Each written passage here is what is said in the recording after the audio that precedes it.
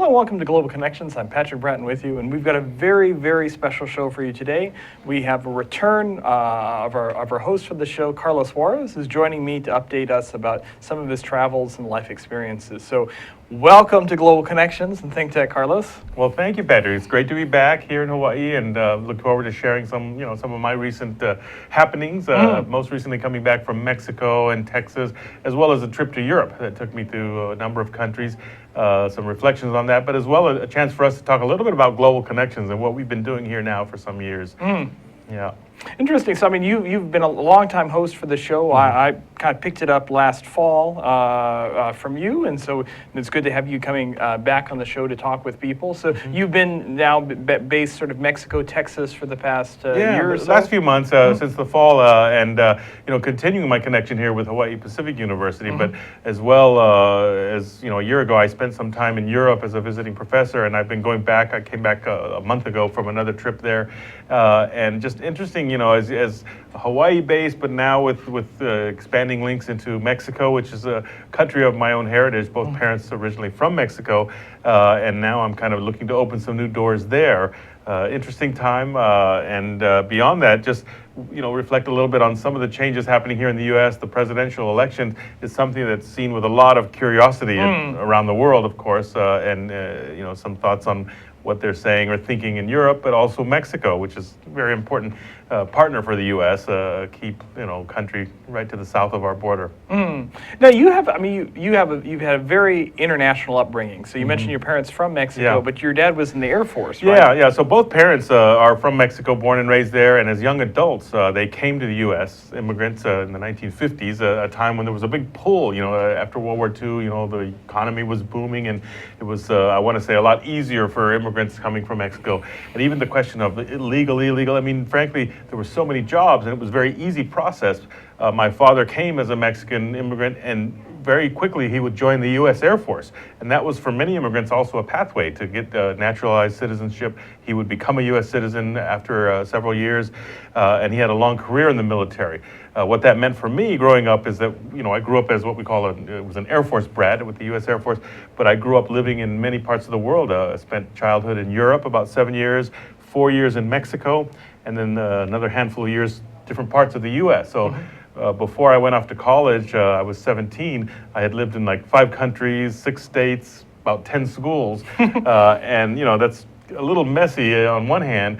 As I reflect back on it now, years later, I think back, what are the kind of things that gave me? And certainly it sparked my interest in the world and understanding it, but also important skills that I think we all need: adaptability, flexibility, an ability to get to meet people in different parts and understand how they see the world. And now, as a longtime educator, that's kind of what we try to do. We try to explain and understand the world, get our students to think carefully about it, but also just making sense of the world, because there's a lot going on, but the nature of us as people, we see things and we come to different ways of analyzing it. And so that's kind of, it's been a lifelong journey for me, trying to make sense of the world. And, here in Global Connections, what we try to do is bring perspectives, share different views about it, try to make sense of the world. As I know you've continued doing, we bring in a lot of our, younger leaders, young students, but also visiting scholars, different subject matter experts who can give us their perspective. And I'm looking forward to continuing that. And even as I begin opening up some new doors in Mexico and Texas, I'm going to be looking forward to reconnecting and sharing from there. Yeah. Well, one thing we were talking, I think would be interesting is, you in Mexico City or other locations, either talking with people there, and that's something we can do to kind of bring the world to Hawaii in a sense. Absolutely. And of course, I mean, it's amazing we live in this age where it doesn't matter where you are, a quick Skype interview and you could be talking to somebody anywhere, in Kazakhstan, Mexico, Kuala Lumpur, and the nature of our news cycles too. I mean, we know what's going on instantly. And the other difference, of course, is that it's one thing for us to be here in beautiful Hawaii and see the world, and we obviously are connected to it, we're interdependent, but when you have experiences and opportunities to be in other parts of the world, it really gives you insights that you can only gain from being there. So again, I'll be able to share some of those from the field, so to speak, and otherwise continuing my travels and being able to share some of that as well. Right. One of the things you mentioned that you had been with the international upbringing, and I know you go around, you give a lot of lectures on international education and globalization. I mean, what are some of the experiences or insights that you gained from your sort of international upbringing that kind of informs the way that you lecture or about globalization? Yeah. Well, good question. One of the things I think that we have to learn, and it's a skill, again, one of these sort of life skills. You might say it's a 21st century skill, and that is you've got to be able to understand that people see the world sometimes differently. And yet, let me rephrase that in the sense that on one hand, we do all share a lot of similar things. There's some universal values. There's some, even popular culture today. I mean, kids in Indonesia are listening to music that kids in Colombia or in Europe might be, or watching films and videos and things. But the fact is, when you grow up in a certain place, your values and the culture that you're a part of will also inform how you see that world. So as I've been able to see and travel and experience that, I mean, on one hand, we have to be sensitive and understand wherever we're from, wherever we're at, if you will. Just as somebody who might move here and want to make Hawaii home, it's very important to understand where this place came from, what is the history, the culture, what are those values, and from that you can begin to see and appreciate. You have to gain empathy. You have to understand, how people see that. On one hand, like I said, it's a mixture, kind of even a paradox. A lot of people see a lot of the same things and share common values, but in fact, often our own culture and values will have us see the world in different ways and give different things different values. So I think it's important to get out of your comfort zone, and certainly, as educators, always encourage our students, to go see the world, experience it, get out of, the world that so that you can be a better, well-rounded person. And I think one final thought would be something that you have to gain to be a good observer of the world is you have to have listening skills. You have to sometimes just observe and see and take it in, and sometimes you learn a lot just by keeping your mouth shut. Right, exactly. Yeah. So you had just last year you did a Fulbright in Austria, Yeah. and then you had recently just done another trip to Europe this March, so about Yeah. almost sort of a year afterwards. Yes. What are your comparative observations? Sure. And then, and actually I would add that, I began really connecting more closely with Europe about 2003. Before that, I had been primarily a Latin America specialist, South America, Mexico. And in 2003, I began pretty regular traveling to Europe, Central Europe, Eastern Europe. And that, of course, was a time, 12, 13 years ago, when many of those countries of the former Soviet Union bloc and, Central Europe, they were expanding to join the West, join the European Union, join NATO. And I want to say in those days, 2003 and 4 and 5, there was a real excitement, a euphoria that these countries... Heady times. And they had been out of transitions from communism already in the first 10, 15 years, done reasonably well, and certainly integrating as they did. Hungary, Poland, Czech Republic, these countries joining the European Union was, on balance, a very positive experience. You fast forward another 10, 12 years, today, in the last couple of years, it's a pretty different situation, and there's a lot of gloom and maybe melancholy, disenchantment. The big issue that we've seen, of course, over the last year has been the real crisis of refugees that are coming into Europe. I think, last year we're told a record 1 million refugees, coming mostly from Middle East, but as well North Africa. And this has really presented a challenge for Europe and the European Union, the bold experiment. Difficulty, what used to be a strong consensus is today kind of falling apart. And it's a challenge to see that, because these tough times, both economically on one hand, but especially the refugee crisis, has given a rise to a lot of populist and particularly right-wing populism, anti-immigrant sentiment. And that we are seeing it reflected in many countries, with government changes and the like. And essentially what had been a very bold experiment with this integration of Europe is now kind of coming under a lot of stress and strain. And I believe next month we've got an election in the UK that is basically looking to decide, do they want to stay in, the Brexit as they're calling it, or go out. And it has an impact even in our own country here with, presidential candidates weighing in on it. Obama himself in a recent trip weighing in on the status of the UK. But mainly I would say that, tough times in Europe today in terms of, just the overall sense of, where things lie, where the future lies, and no consensus on how to solve the challenge of the refugee crisis. I mean, it seems like we've got a multitude of potential crises and things, right? So you've got the migration crisis. You have a sort of populist reaction against that crisis with changes in elections and so on. Potential British exit. You've got a sort of more assertive Russia. I mean, you've got this sort of jolie cocktail of different events going on. I mean, when you were there just a few months ago, I mean, was it the migration crisis that seems to be the most pressing, or what would seem to be the? By and large, that it hasn't gone away, but it wasn't quite on the headlines that it was a year ago. Okay, and last summer, as it was really in the headlines, what probably stood out more was and indeed while I was there, I was in France at the time when they had the bombings in Brussels, and that was again another reminder that this sort of extremist element of Islam, and in the case of Europe, these are basically homegrown. These are people who've grown up, now often children of immigrants who are in many ways alienated, disenchanted, and yet they are Europeans and they function there, and so they know their way around, which presents a real challenge. And Brussels, I think, was basically caught off guard. I mean, the Belgian police, doesn't probably have maybe the sophistication of neighboring France in terms of their capacity to penetrate these groups, and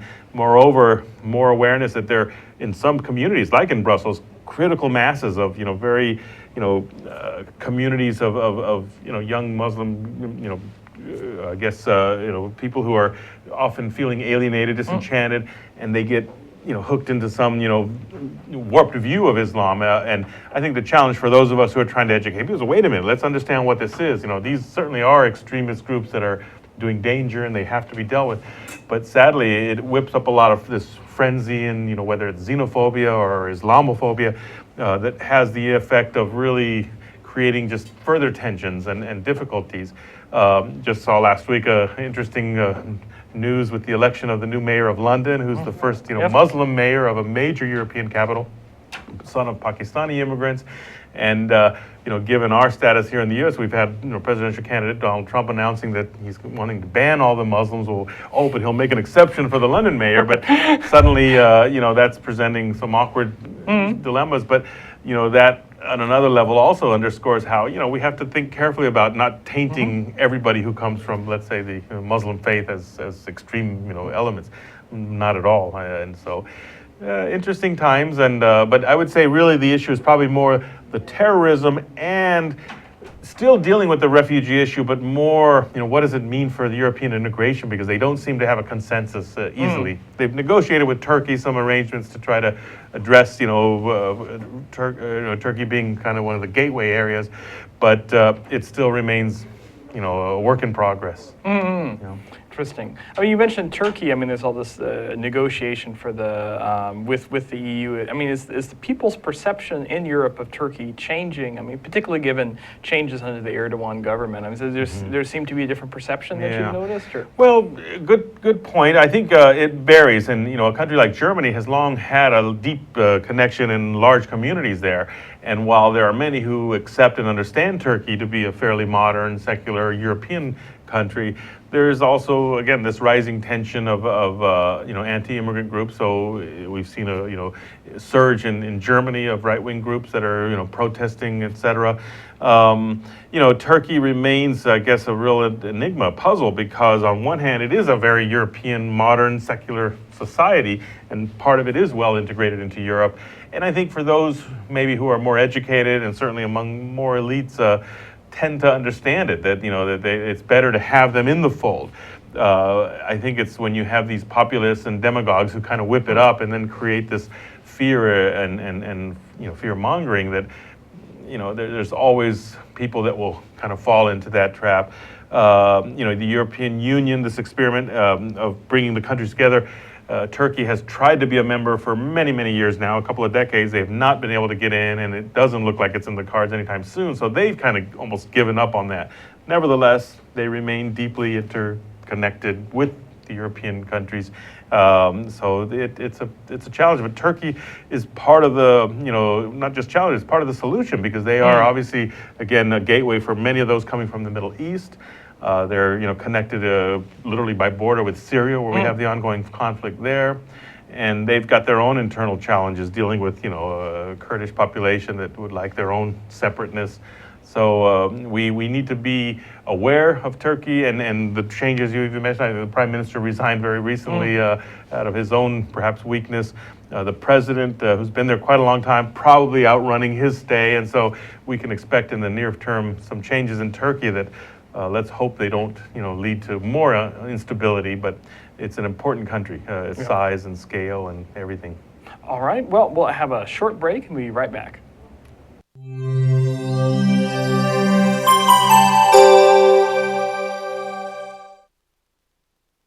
Aloha, this is Maria Mera, and I'm here to invite you to my bilingual show, Viva Hawaii on Think Tech Hawaii, every other Monday at 3 p.m. We're here to inform, motivate, and entertain you. Join us. Hola, soy María Mera y estoy aquí para invitaros a mi show bilingüe Viva Hawaii en Think Tech Hawaii cada 2 lunes a las 3 de la tarde. Estamos aquí para informaros, motivaros y entreteneros. Apuntaros. Aloha, how you doing? Welcome to Hibachi Talk. Gordo the Texar here. We're here every Friday from 1 o'clock till about 1:45, and we talk tech with many, many great guests. I got Andrew, the security guy who helps me co-host, and I got Papi Chulo who comes in once in a while to help us through the show. So please come join Hibachi Talk every Friday. Angus will be here too. So remember, like we say at the end of every show, how you doing?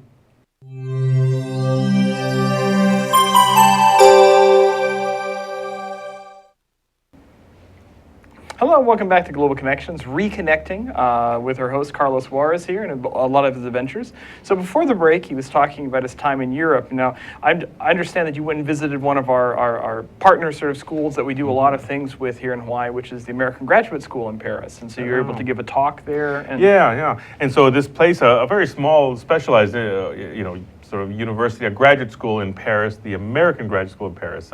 Very interesting, kind of an American institution there in the heart of Europe. Met with them, and partly because we're looking to explore a potential dual degree. They have an interest in this, and this is a common thing happening now with many, particularly across Atlantic. Europe and the U.S. Have many, and you have a few with Asian countries, but opportunities for students who might begin a degree in one place and then finish it in another and end up doing, essentially 2 degrees. It might involve an extra semester or 2, another year for a master's program. But in Paris, it was a chance to kind of just get more familiar with, what they're doing there, learn about that institution, and it has a very good fit for us. And the synergy, I think, that exists between us and them is that here we are in the middle of the Pacific, where we have, understandably, a focus on Asia, the Pacific region, and U.S. role here. And in Paris, their window and actually expertise is often towards the developing world, Middle East, and of course Europe and European affairs. And so a really good match, I think, in terms of complementing each other.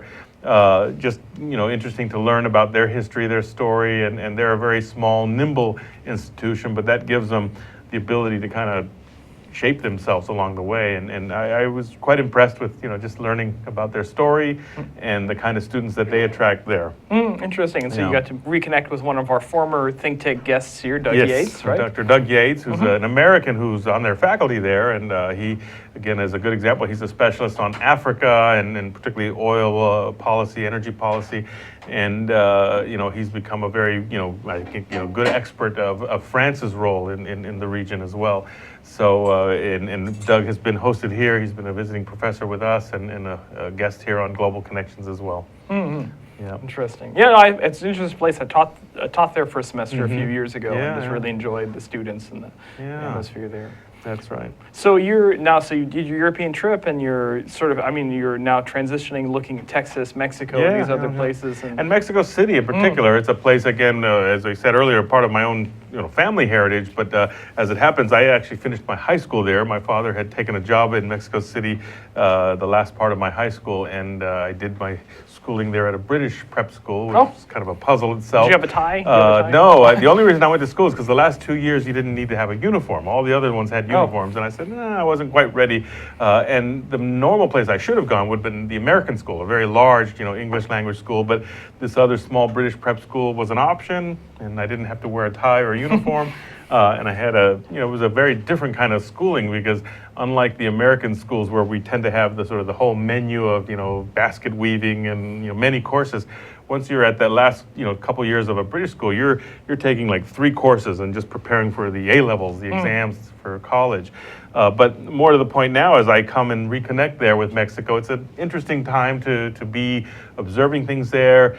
Mexico, of course, the large, I guess today we call it the 3rd largest trading partner, but it's deeper than just economic trade. Culturally, I mean, Latinos and particularly Mexicans are, really the population in the U.S. that is both becoming more relevant and larger in size. Mexicans will like to remind us that, and certainly Mexicans know more, the history that, a good part of the southwest of the U.S. was once part of Mexico. But more to the point, today we've got, for many decades now, a deep level of interdependence, a very complex interdependence between the U.S. and Mexico. It remains the largest source of immigrants in the U.S., legal and illegal. And, they're seeing, like all Europe, foreign countries, but certainly because of the proximity, they're seeing the current presidential, primary process here with a lot of curiosity and bewilderment, to say the least, and in particular because Donald Trump, the presidential candidate that looks like the likely candidate for the Republicans, has been quite outspoken about Mexico, and one of his early pronouncements, saying that, what did he say? Something like, Mexico's only sending their rapists and murderers. And moreover, that he has plans, if elected, to build a wall and have Mexico pay for it. Well, it went over very well with former Mexican President Vicente Fox. Vicente Fox, as former president, has been quite outspoken to say we're not going to build that F wall and et cetera. But, even as I was in Europe as well recently, I mean, watching the process of the U.S., how we select our leaders has been rather curious and even alarming. Well, part of it is that we have a system that is very peculiar. I mean, most of the European countries will tend to have parliamentary systems that have pretty quick elections. They don't go on like ours for a year and a half, 2 years, and they tend to be, more rapid, let's say. And for us, I mean, how long have we been having this presidential election? I mean, it's been more than a year now that it's been ongoing, and we still haven't selected the candidates. That'll come in the summer. But particularly in the case of Mexico, I mean, the status of Donald Trump has been, raising eyebrows and concerns, because even for the U.S., 6 months ago, 10 months ago, it was like, wow, it seemed like a joke. Well, now suddenly he's the last man standing, and apparently the likely potential candidate for the Republican Party. And because of what he has been saying about Mexico, there's understandably a lot of unease and even just concern. Yeah. Well, kind of bridging kind of like what we talked about Europe a little earlier. I mean, you talked about going to Europe in the early 2000s and now how things are different. I mean, for you yourself, now reconnecting with Mexico after, probably, I mean, I'm sure you've been visiting family and other things, but what are some of the changes that you see compared to 10 or 20 years ago? Sure. I mean, and like everything, it's a country that really has been experiencing dramatic impact by this process of globalization, as we call it. And, like everything, I want to say it depends, because on one hand, there is clearly a part of the country, especially the northern part, the northern half, that's deeply connected to the global economy, a lot of manufacturing, a lot of, exports, and certainly a population, of middle class and well-educated Mexicans who are very global in their orientation.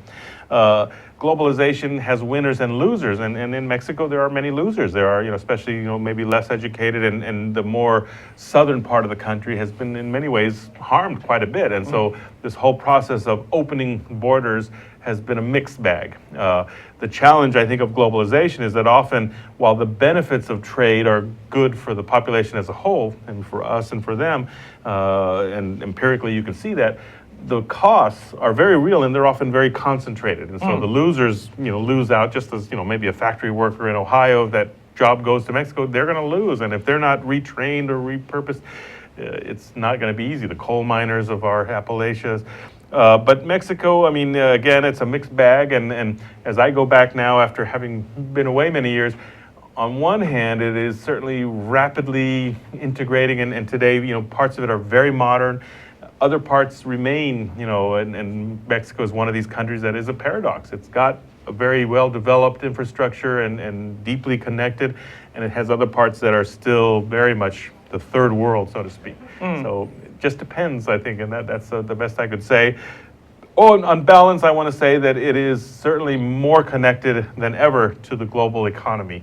for better or for worse. And so it just depends on where you sit, and you know, but it is remarkable to see that process. Do you see, I mean, one thing we often talk about is, I mean, Mexico, much like the U.S., you know, it looks at both oceans, right? Do you see in Mexico a greater sort of turn toward Asia, looking at the, I mean, because for some Latin American countries like Peru and Chile, you know, looking across the Pacific is nothing new. I mean, it's something that's been going on for a long, long time. How about Mexico? Well, it is there, and today, you know, even China is a major player in the Mexican economy. It's not always obvious to everybody, but if you are in the finance world or, you know, sort of, you know, mining sectors in different areas where the Chinese are involved, I mean, it's very real. The other part is that, you know, the U.S., particularly after the 80s and 90s, was very much pushing Mexico and Latin America to liberalize, you know, open their economies, and they did so. It coincided with the time after the 9/11, you know, the year with the attacks on the U.S., where the United States really began to look elsewhere, understandably, the Middle East and even, you know, China, so that I want to say that in many ways the U.S. has neglected Latin America. So as a result, the Latin Americans, including Mexico, have been, well, you know, they've begun to look elsewhere as well. And Mexico has deeper links with Asia than ever, but they're not as obvious. They have strong ties with Europe, particularly for investment and others, and large expat communities. But I think where they also are a key player is as a regional player. In Latin America, Mexico is, after Brazil, it's the second largest country, but it is the largest Spanish-speaking country. So for Central America, for many parts of South America, it remains kind of like a big brother, and it is very evident there. So there's a deep connection to the other parts. But other than that, I would just say Mexico is definitely today more international, more global with other regions, whereas maybe 50 years ago, it was really just the U.S. that defined its external orientation. Okay, interesting. I mean, do you see, in a sense for Mexico, is there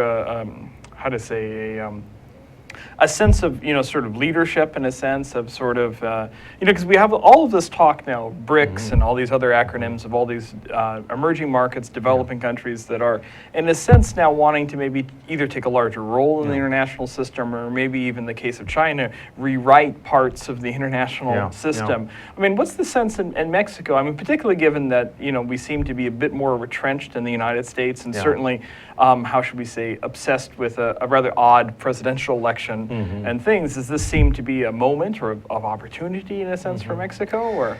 Well, you know, while it's not on the front burner of everybody's discussion among you know, those who are following foreign affairs and things, I mean, I think Mexico does see itself as one of these emerging, or I don't know how many years we can keep saying they're emerging, but certainly more one of these, together with India, Indonesia, Brazil. I mean, countries that are no longer like just on the sideline. They are increasingly taking more initiative and interacting with others in the region and in other regions. Again, you know, maybe it's dealing with Asia, or maybe it's dealing directly with Europe in a way that's counterbalancing what used to be a dominant role of the United States. Right. And just as we often teach about, you know, the U.S., okay, are we in decline? Well, maybe that's not even the issue. It's the fact that the rest of the world is rising. You know, places like China and India are becoming more global actors.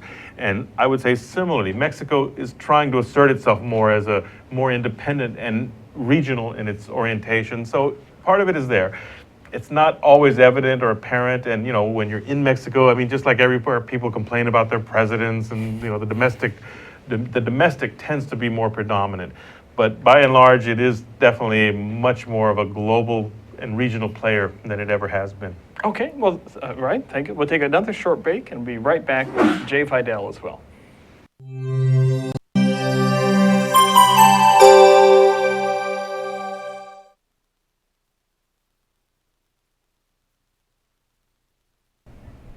Aloha, namaskar, and hello. I am Anu Hittel, and I host a show on climate change. It's called Climate Change Beyond Outrage, and in it, we go beyond outrage to look at solutions to global climate problems facing people, nations, and the world. Join me every Tuesday at 1 o'clock Hawaii Standard Time. Aloha, namaskar, and goodbye.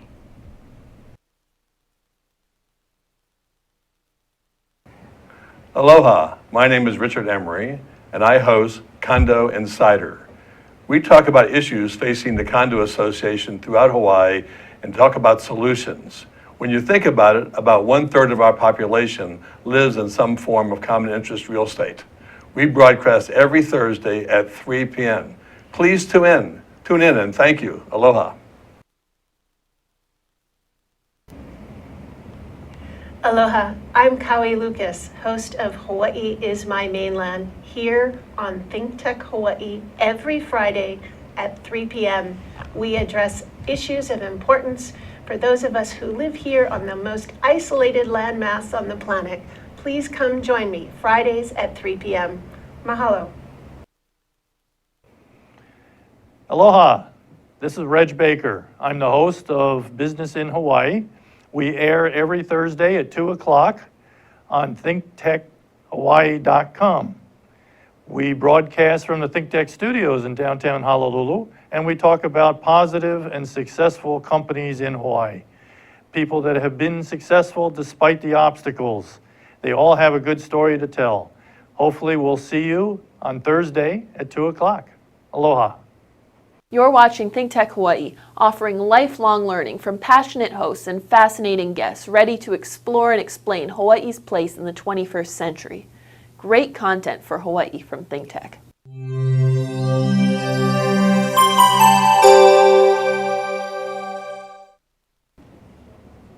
I may not look like Patrick Bratton, but I represent him. I'm standing in for him for 1 quarter. A precious quarter, if you will. Nice to see you, Carlos. Wonderful Likewise. to see you. And great to be back and to see you as well, Jay. Thank you. So let's talk about my friend, well, no, he's not my friend. Let's talk about Donald Trump. He's made some comments about Mexico and talked about building barriers, whatnot. And I'd like to know what people in Mexico feel about that. Yeah. Well, I mean, as you might expect, it's obviously raised a lot of eyebrows, a lot of animosity. They take him seriously? Well, much like even here, I mean, 8 months ago we thought it was a big joke, and here we are now. He's the last man standing. So suddenly people have to think very carefully about what does this actually mean, and They what think are the he will implications. really do it?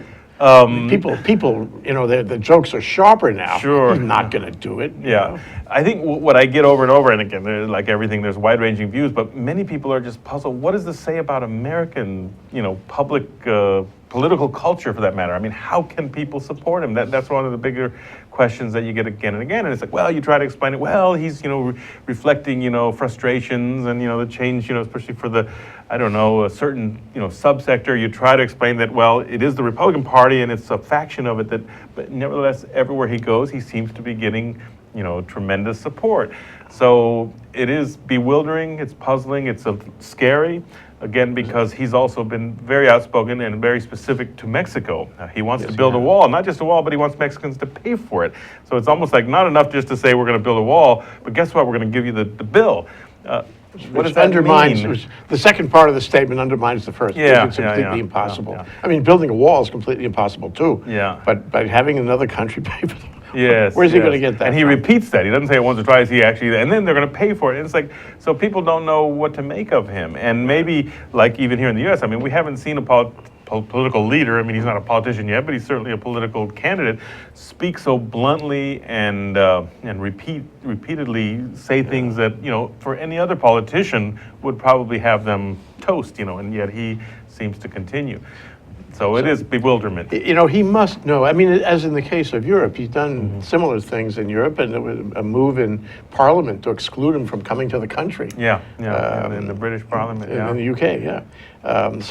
And then at the same time, Trump has made these statements along the way to say, when I get closer to the presidency, I'm going to be another man. I'll be another person. I'll be nice. I think last week he tweeted a picture of himself eating a taco salad from his Trump tower. Turns out it wasn't even from there, but it doesn't look, I don't know, it just looks odd. It's a joke. Yeah, not to mention in Mexico, they don't eat taco salads like these things. I mean, that's like They don't? No. I mean, they'll have salad and they'll have tacos, but it's not quite the same.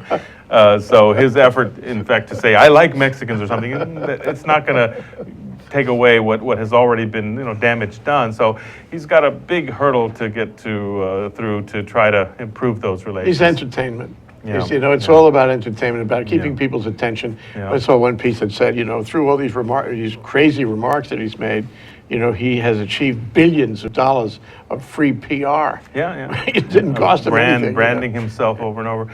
And now the latest is, he won't release his tax returns because there's nothing interesting in there. Actually, I'd be interested to see and just to learn, what does he spend his money on, or how does he not pay taxes, or what have you. But back to the perception from abroad, and I had come back recently from Europe as well, and actually gave a talk there in Slovenia, of all places, about the presidential primary process. How do we select our leaders? Because it is a puzzle. Even Americans don't realize that when we elect in November, we don't have a direct election for the president. You count the ballots, but that's not quite the formula. It's the electoral college system where each state has a number of delegates. Most of them are majority, but there's a few, Nebraska, New Hampshire, that could go different ways. It's more and more difficult to understand. Yes, actually. and so, for us, and then the idea that that's going to ever change, good luck. I mean, our system seems to be kind of well entrenched. So trying to explain even our process of selecting our leaders. Moreover, as I mentioned earlier with Patrick, I mean, most of the parliamentary systems have pretty quick elections. They may be a couple of months at most. Campaigns are 60, 90 days. And kind of here thing. we've had now more than a year, and the election is still a half a year away, and we're still going through this process. And so it's a bit puzzling for many outsiders. And the other is that, again, maybe particularly for presidential versus parliamentary systems, and we teach about this in understanding the difference. Parliamentary systems usually have leaders that have kind of learned how to the rough and tough of debates and explaining their positions. We don't have that system here. This is how an outsider can come in, and maybe there's certain advantages to that, but at the end of the day, it means that somebody who really doesn't understand policy, public policy, cannot engage in a two-sided conversation. In an actual debate. And then you have an audience that doesn't know the difference. And these things that we call debates, they're not debates. They're not debates in the traditional sense of, how we had a set of, give and take or ability to respond. And we have certain debate formats that, let's say, are well known. Today we have these little infotainment things where it becomes more of a game and entertainment. Yeah, and it's very troubling, especially on the Mexican border issue. On the one hand, I mean, it's a strange kind of phenomenon, but he's getting resonance on this among certain groups in this country. And on other really bad positions he's taken, the women thing, for example. It's crazy.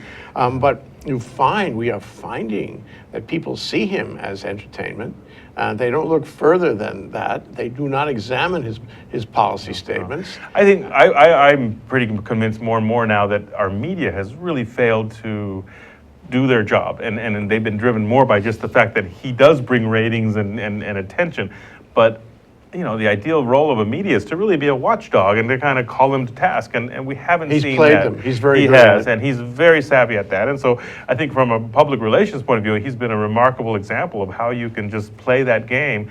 But I do think our media, and we've seen it happening over the years, it's just become driven more by a certain sensationalism and lack of really in some ways a public interest, because the media, while it is privately driven, it does have a role to help inform us, to help call our political leaders to task, and that I agree. is a It hasn't failure. done its job in this No. election. So, I mean, has all this talk about the wall, has it affected, you think, U.S.-Mexican diplomatic relations in any way? I think it has. It is a tough time right now, and in fact, Mexico has just appointed a new ambassador to the U.S. and the U.S. as well. And these are not easy times to come in, because you've got to explain it to your leaders, and you've got to try to manage those relations. And the United States and Mexico have a very complex relationship. I mean, it just from government to government, it's complex. But even the people to people, it's very complex. Often describe it as a love-hate relationship, because there really is a deep connection. I mean, it's huge population in the U.S.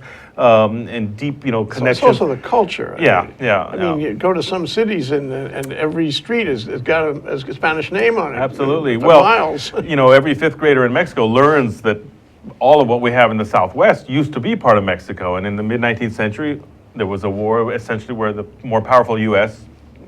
basically took it away. So for Americans to, why is it, Santa Fe, San Francisco, San Antonio? I mean, this was part of the old Mexico, the old Spain.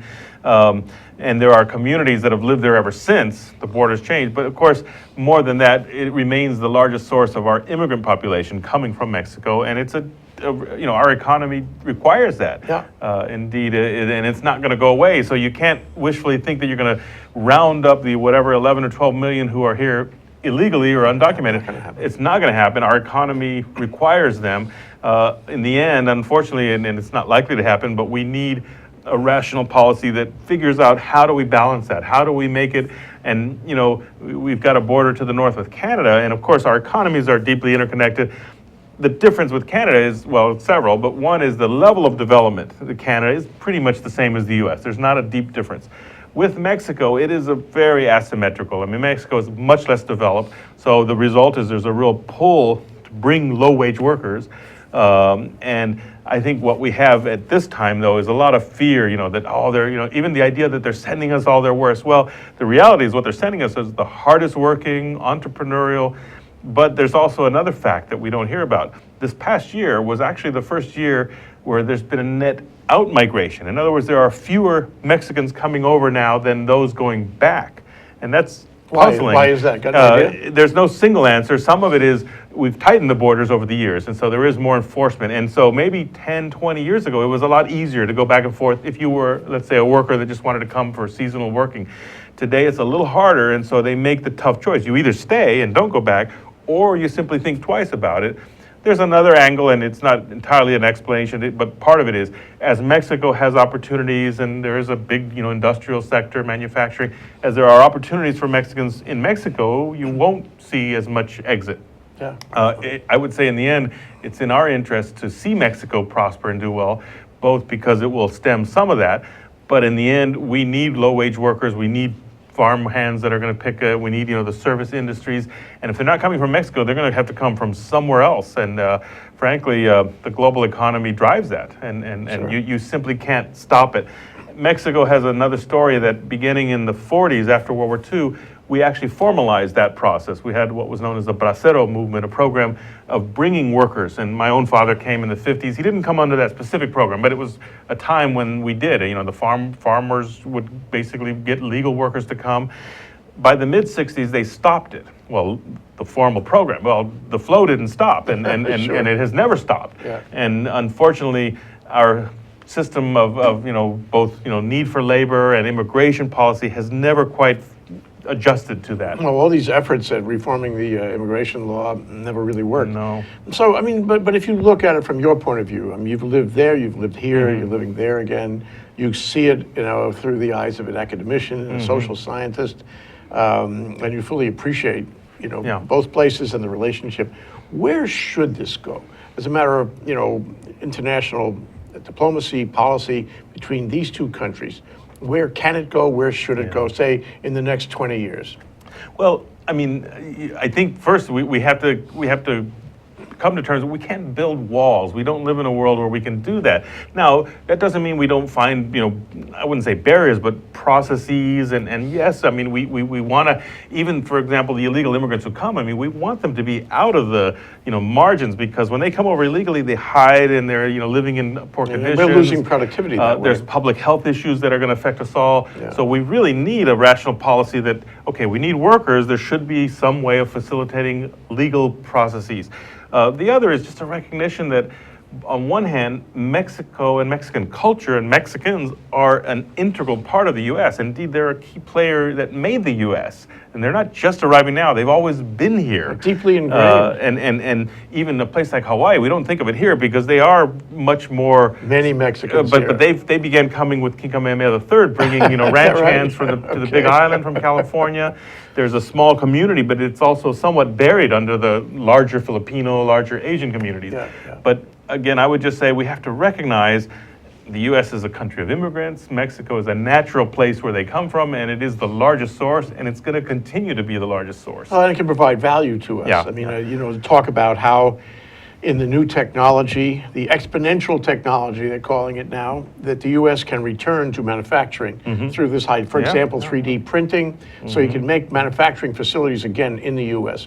Well, you still need people to staff them. Somebody has to do And the people work. from Mexico could be Absolutely. the perfect solution to that, There's also, I think, a need for us, I think, as public policy leaders and experts, we have to reframe a lot of the misperceptions. And immigrants are often seen as easy scapegoats. They're taking the jobs, or they're poor and lazy. Well, immigrants, whether they're Mexican or from Armenia or from Vietnam, they are usually the hardest working, entrepreneurial, and that's what the country is about. You We need should people to understand come that, and appreciate that. And yes, it is a challenge, and it means those here have to step up to it. But ultimately, you need to embrace it and understand that it's here and it's who we are.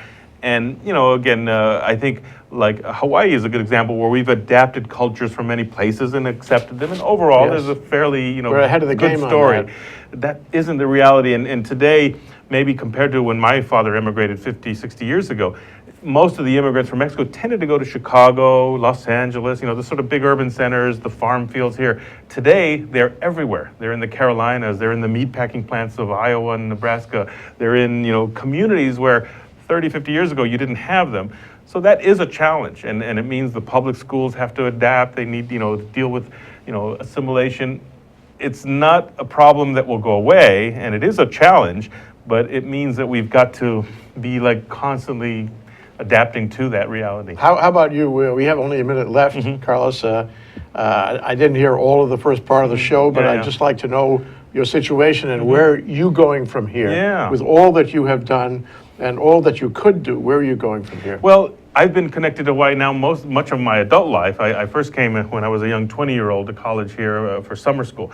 But I made a move here by my mid-30s now 20 years ago. And I'm actually now in a big life change. I'm reconnecting with family and friends in both Texas and Mexico. And I see myself now opening up some new doors there. But because Hawaii has been an integral part of my life, I don't see it disappearing. So I'm going to stay connected and certainly bring perspectives from the field, come back as I can with opportunities. I have children that grew up here, and this is part of their home as well. So this will remain a part of my life. But I'm going to see myself now in this global world that we're all part of, kind of crossing those borders. And Mexico, although I lived different years growing up, I didn't imagine myself going back as an adult. This is, again, the crazy world we're in. Now I'm going back there because I got to save money to build that wall, right? No, of course not. But I go back in a curious way as an American educated, but culturally Mexican. I know the language well, and so I see myself as trying to continue building those bridges, including a bridge for Hawaii, because Mexico and Hawaii, why not? It's clear that what he's really saying is he's going to stay in touch with ThinkTech. Yes. And we're yes. going to do Skype shows together. Yes. Carlos, absolutely. thank you so much for coming Thank you, down. Jay, and for all your support over these years. I look forward to staying connected. And again, the world we live in and the global connection that we make, it doesn't matter if I'm in Austria, in Mexico, in Kuala Lumpur, we'll always be able to reconnect and share insights with our listeners here. Amen.